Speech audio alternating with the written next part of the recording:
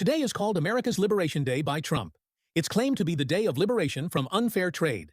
He announced that all goods sold into the United States will face at least a 10% tariff.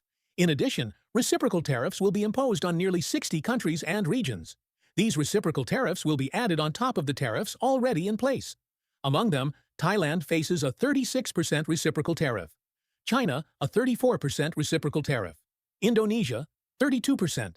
Switzerland, 31%. India, 26%. South Korea, 25%. Japan, 24%. In total, nearly 60 countries and regions will face additional taxes. It can be said that Trump declared war on the world today. Let's take a look together at what he actually said. Trump started by saying, "Today is a great day, the long-awaited American Liberation Day. American industry is reborn today. America's destiny is reborn today, and America will be great again." For decades, America has been robbed by countries around the world, raped and plundered. Near or far, whether allies or enemies, they've all been looting America. America's auto workers, farmers, skilled craftsmen have suffered too much injustice. They could only watch helplessly as their jobs were taken away, their wages stripped, families broken, wives and children separated. Our once great American dream, that once glorious American dream, was destroyed by those robbers, those rapists, but that's all in the past now.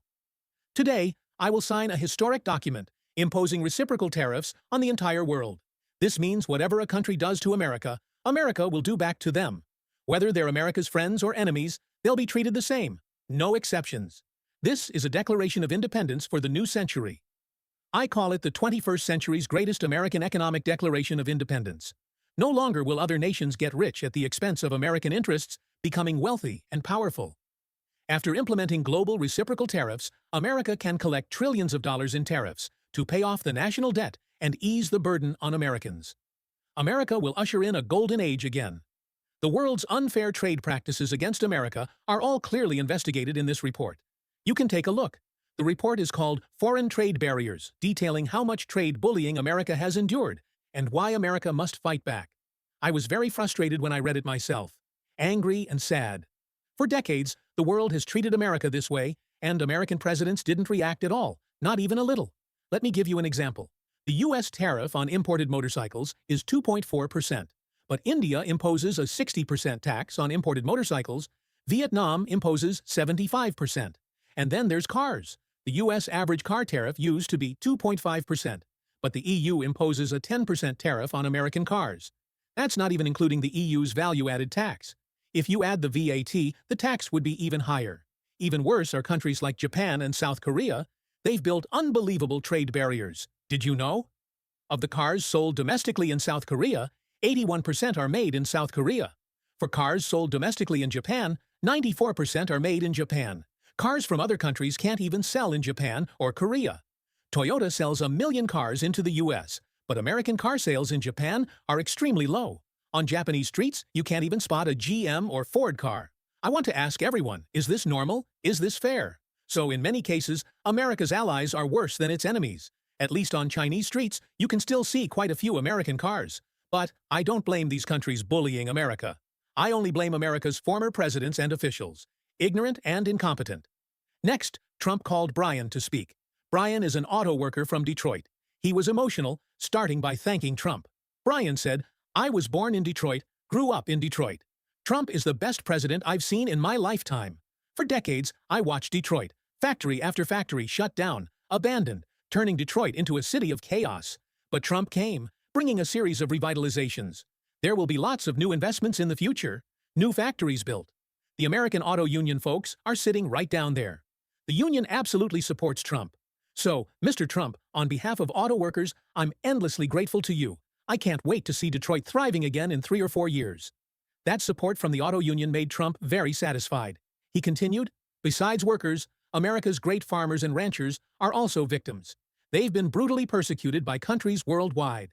Canada imposes 250% to 300% tariffs on the U.S., especially targeting American dairy. I'm very unhappy about this. It's unfair to American farmers. In recent years, America has shouldered massive debt. We can't tolerate it anymore. Australia, a close ally of America, bans American beef from entering, yet the U.S. imports $3 billion worth of Australian beef yearly. And then Japan and South Korea heavily protect their farmers. imposing high tariffs on American grains. Some agricultural tariffs are as high as 300% or 400%. But starting tonight, I want to say, even if you're America's closest ally, don't expect to be spared. America has taken care of around the world, helped the world, saving many countries' military expenses. America paid for them, but when I'm president, I'll prioritize taking care of my people. It's sad to say this, but I believe this is the right thing. America first. Under the chant of America first, Trump continued, that Sleepy Joe, in his last year, America's manufacturing lost another 100,000 jobs. The trade deficit reached a record-breaking $1.2 trillion. Sleepy Joe's 4 years of trade deals were like a horror movie. America lost another 90,000 factories, big and small. In Sleepy Joe's 4 years, foreign countries extracted $26 trillion in assets from America. Assets that once belonged to the U.S. America can't even produce enough antibiotics now. American patients have to go abroad for treatment. This is terrifying. It's too scary. And also, America relies on imports in almost every field, including all computers, phones, TVs, and electronics. America used to dominate these fields, but now it's completely defeated. Let me tell you something you don't know. China's shipyards, not all shipyards, just one Chinese shipyard. The tonnage of merchant ships it builds in a year is more than all the merchant ships America has built since World War II combined. Can you believe it? One Chinese shipyard's annual tonnage exceeds the total tonnage of merchant ships America has built since World War II. Doesn't America need to wake up? America was once the shipbuilding hegemon. America's decades-long massive trade deficit is not just an economic issue, it's a national security issue. In my view, America has been too kind. In my opinion, America has been too generous, letting China, Japan, South Korea, the EU, Canada, Mexico, Vietnam, even Cambodia bully it. Next, let's take a look at this chart. The blue on the left shows the calculated average tariffs imposed on the U.S. by various countries and Taiwan, while the yellow on the right shows the reciprocal tariffs America will impose on them. For example, like this, China imposes an average tariff of 67% on U.S. goods, so America will impose a 34% reciprocal tariff on China. The EU imposes an average tariff of 39% on the U.S., so America will impose a 20% reciprocal tariff on them. Vietnam imposes a 90% tariff on the U.S., so America will impose 46% on them. And Taiwan imposes a 64% tariff on the U.S., so America will impose 32% on them.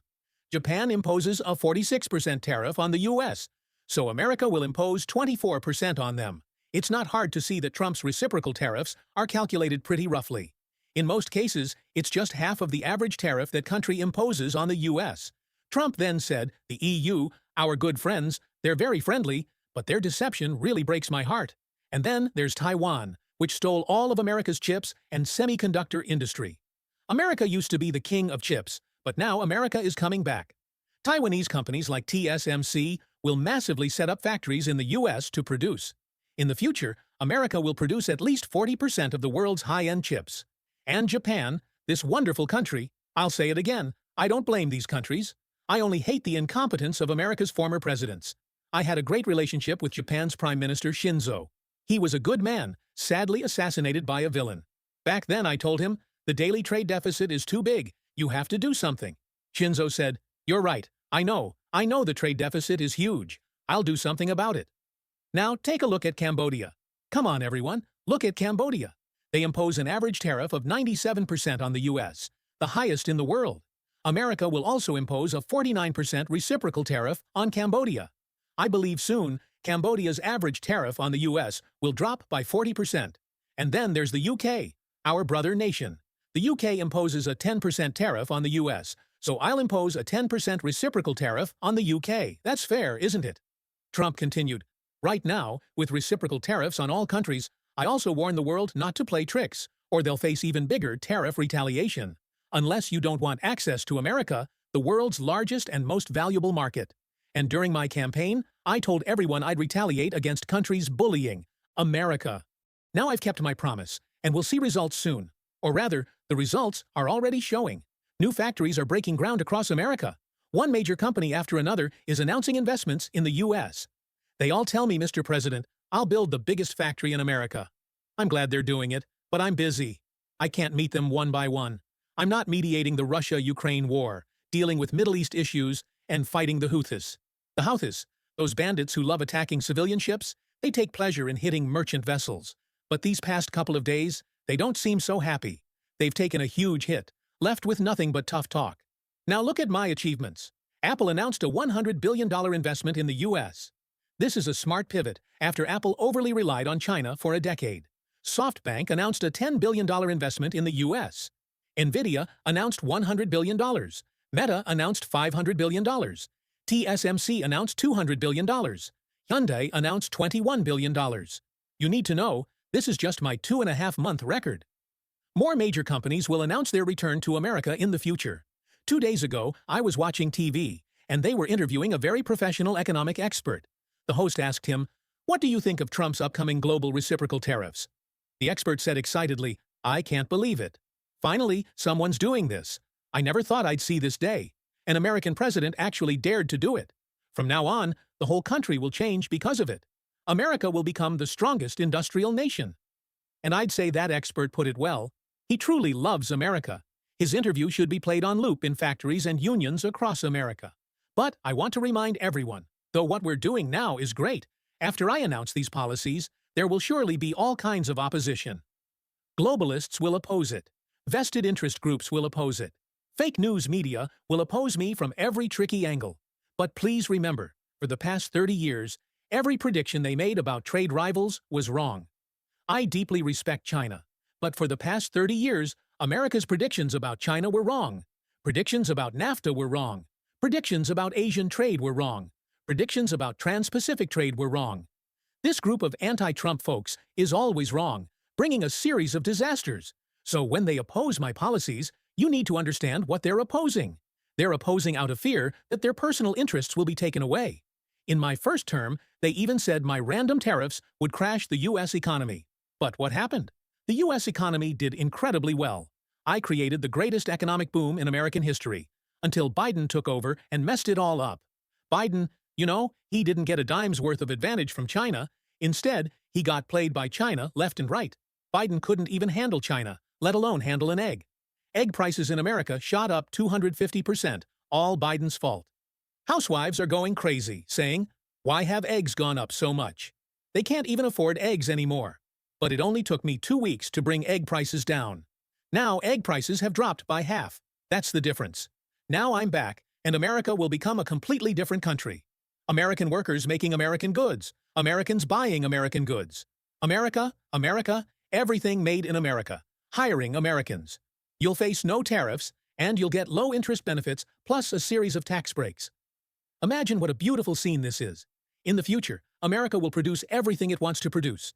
Cars, ships, planes, chips, phones, computers, medicine, steel, minerals. American manufacturing will make a comeback. We'll see more and more made in America. And soon, it'll be my 100th day in office. Even some fake news media are praising, "Trump has done more in these 100 days than other administrations did in 4 years." And I think in American history, this 100-day reform has achieved unbelievable success. I believe everyone will remember these 100 days. This has become one of the most important moments in American history. America will usher in a golden age again. All right, that's all I have to say. Next, I'll sign the most important policy in American history. Thank you all. God bless you. God bless America. So that's Trump declaring war on the world, the main content. In the next episode, I'll analyze for you the logic behind Trump's war on the world. Please give a like and follow. I'm Jiang Pingzhou. See you next time. Bye-bye.